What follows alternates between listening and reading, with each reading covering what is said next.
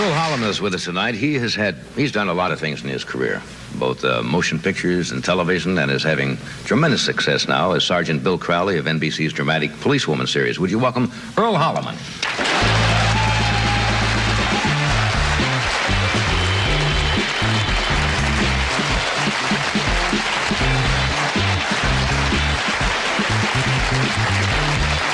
You're doing what, third year, fourth year? We're going into the fourth. Gee, that's sensational. That's right, unless NBC decides to pull us. No, I don't think so. Why would they? Who can tell? Why do they do a lot of the things they do at NBC? Well, you heard the lineup of some of the new shows coming up. No, you I'm missed sorry. that, I was in the... Yes, I missed that. You were in the... Can we do that again, Johnny? No. You know, have you ever ridden, and somebody, you probably did when you researched this role, did you ever go out riding with a...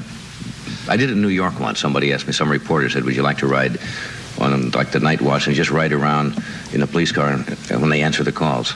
It is fascinating.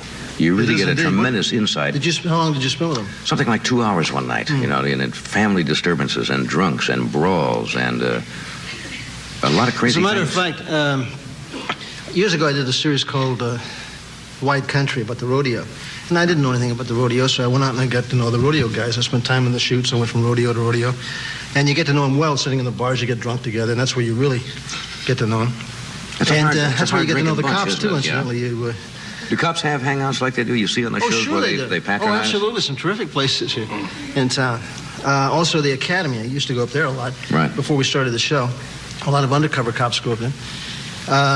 But the other night, about 2 weeks ago, I spent 6 hours from 12 midnight to 6 in the morning in the back of a black and white, and we cruised all over Hollywood.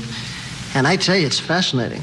I made every call they made, went every place they went into each home, whatever. First call we got was a homicide in progress. Code 3, which means you proceed with lights and sirens flashing. Fortunately, that was a false alarm.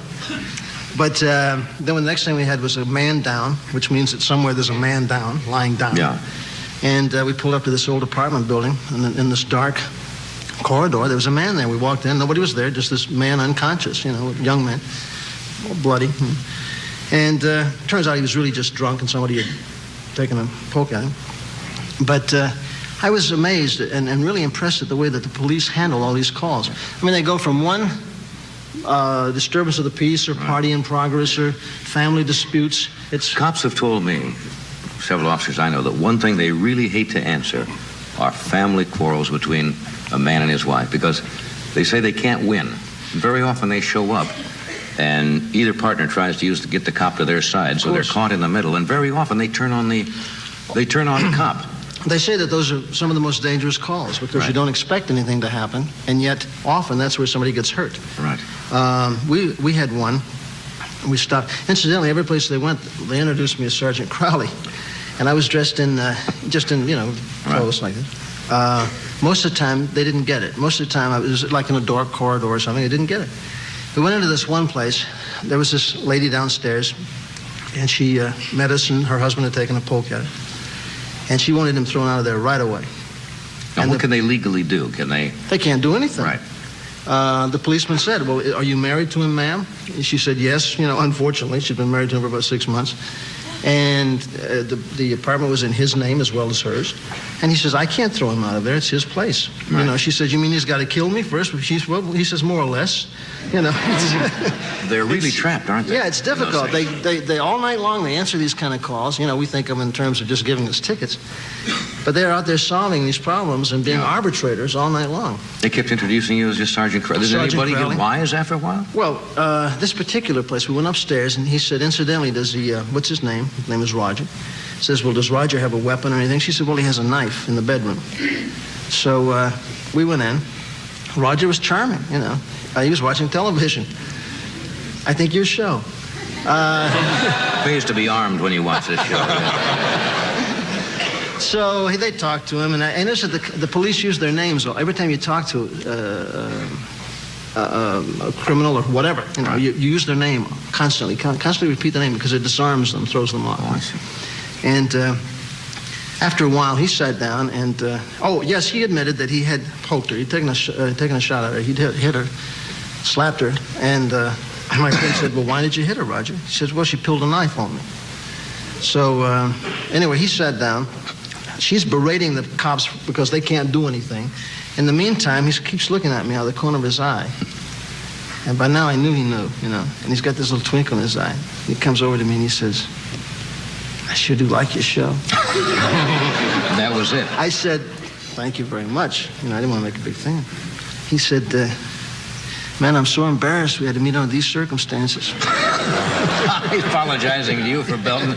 That's funny. Those are tough calls, but that's an exciting night to do that. I wouldn't really, it's terrific. You really get an insight into that other side of the life that most people are completely unaware of. I can't. You develop tremendous respect for some of these guys. You really do. I have to interrupt here for a second. We shall be right back. Here's a word from one of our sponsors, then we'll be back.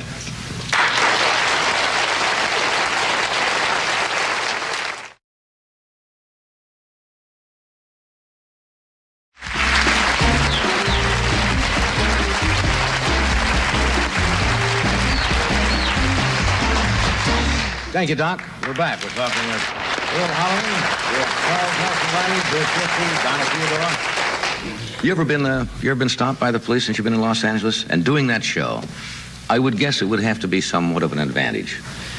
It is. As a matter of fact, I was once stopped down in San Diego, and the guy was... What'd you do? I made a left-hand turn from the wrong lane.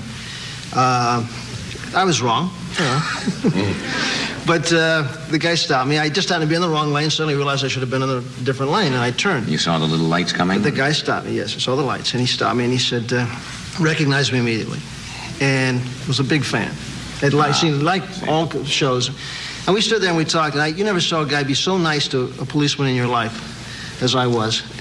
And I told him how we made movies and how we did stunts and how we did, we sat there. I gave him a rundown of the motion picture business. And when we got through, he gave me a ticket. But recently, I got stopped for the exact same thing, like a sheep. The lady in front of me turned left, and so naturally I turned left, following her, and cut right into oncoming traffic.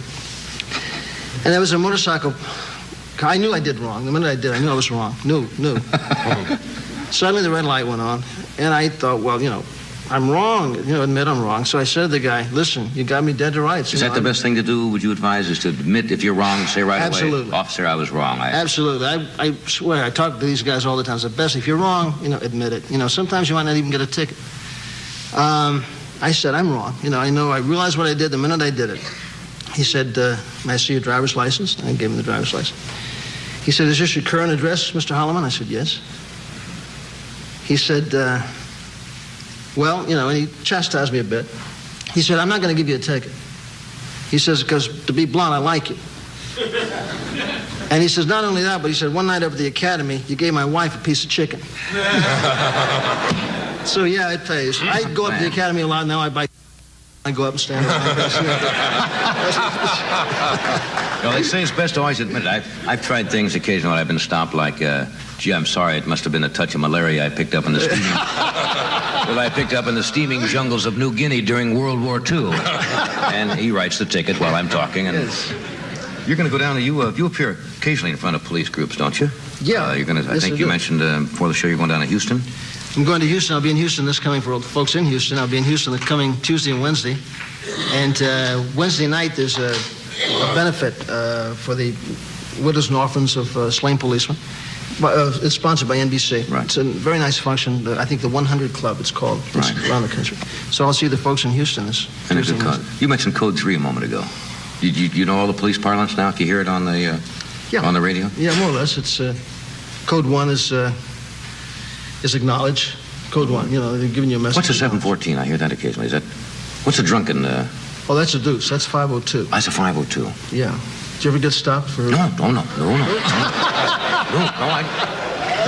never have. Oh, I have. Once. When you were a little, No, I wasn't even a little. I went to the grocery store and picked up, it was a hot night, and I picked up a 6-pack of beer on my way home, which is 6 blocks away. And I'm talking to a friend, and I just opened up a beer and started sipping it. I was so stupid, I didn't realize that was alcohol. Oh, right in the car. Right in the car, yeah. I'm just sipping on a beer. That's a no-no, isn't it? Pulled up to a corner, and there's a cop talking to a pedestrian. And I'm standing there watching him, sipping my beer. That's brilliant. Brilliant, Earl. Brilliant behavior. Oh, the guy follows me down the street. And I keep them looking at the speedometer. I'm going 5 miles an hour. I think, why is he following me? Here's to your health officer. Good move. Yeah, it could have. I tell you, it could have cost me a lot of dough. It was stupid. But when I went to court, I had to go to court on that. And I told the judge, I said, I'm guilty, but I said, I have an explanation. I said, stupidity is my explanation. Yeah, you can't make a plea like that. Yeah. Guilty with an explanation. I was fined $10. However, it's still on your record, so, your insurance goes up astronomically. And it's just as if I were a drunk driver. Yeah. Are you coverable at all, Ed? I mean, yes, I am. No, it's true. That's one thing you should never do when you're drinking is get into a car. Oh, absolutely. All right, we'll take a break here. And we know that. Bill Crystal is with us, and Charles Nelson and Riley, all three of them. And we'll be right back after this.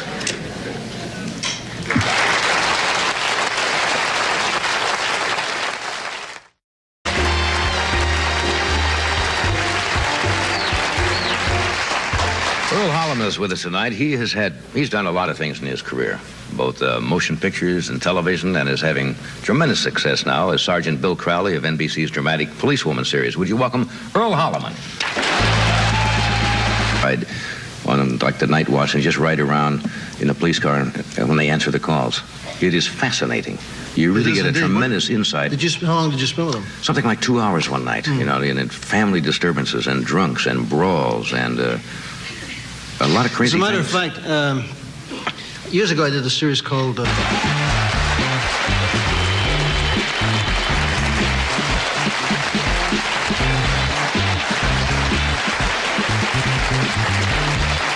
You're doing what, third year, fourth year? We're going into the fourth. Gee, that's sensational. That's right, unless NBC decides to pull us. No, I don't think so. Why would they? Who can tell? Wide country about the rodeo. And I didn't know anything about the rodeo, so I went out and I got to know the rodeo guys. I spent time in the shoots. I went from rodeo to rodeo. And you get to know them well, sitting in the bars, you get drunk together, and that's where you really get to know them. That's where you get to know the cops, too, incidentally. Yeah. Do cops have hangouts like they do? You see on the shows sure where they patronize? Oh, absolutely. Why do they do a lot of the things they do at NBC? Well, you heard the lineup of some of the new shows coming up. No, you I'm missed sorry. That, I was in the... Yes, I missed that. You were in the... Can we do that again, Chuck?